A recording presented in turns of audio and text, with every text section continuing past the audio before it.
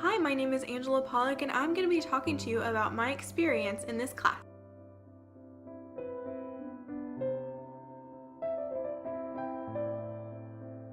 Because of my experience and confidence in the area of mentoring, I chose that as the practice that I would bring to the field. The individual that I chose to work with was someone who works at the same organization that I do and is currently a new employee.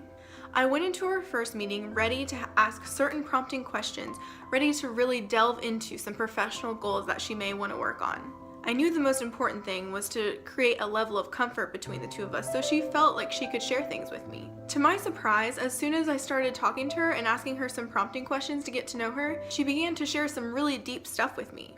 I quickly realized that maybe working on professional goals wasn't really what she wanted to do at this moment. She's had a lot of issues going on in her personal life, including deaths in the family and extra stressors. So I really wanted to help her out in those areas so that then maybe in the future she could focus on her professional goals. By the end of the first session, we decided to create goals in 3 areas. The 3 areas included closure, self-care, and stress management.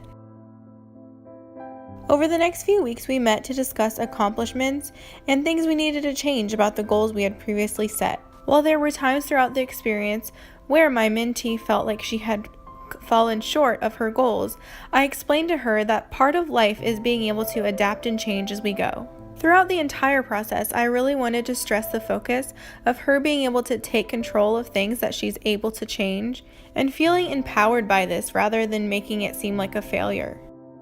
By the time it came to our last session together, there were certain goals that she checked off her list completely. Other goals like stress management were switched into a self-monitoring stage. Then there were goals like the self-care goals that still needed a little bit of assistance and backup in order to accomplish.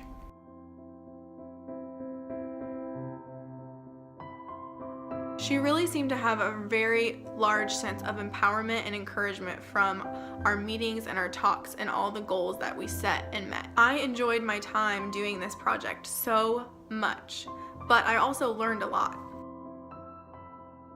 One of the main things I learned was how to balance when to talk and when not to talk. I learned that it's okay to have a little bit of silence sometimes, but it's also okay to use prompting questions when you feel like they maybe just don't know how to answer something. Sometimes the most important thing is to just sit back and listen.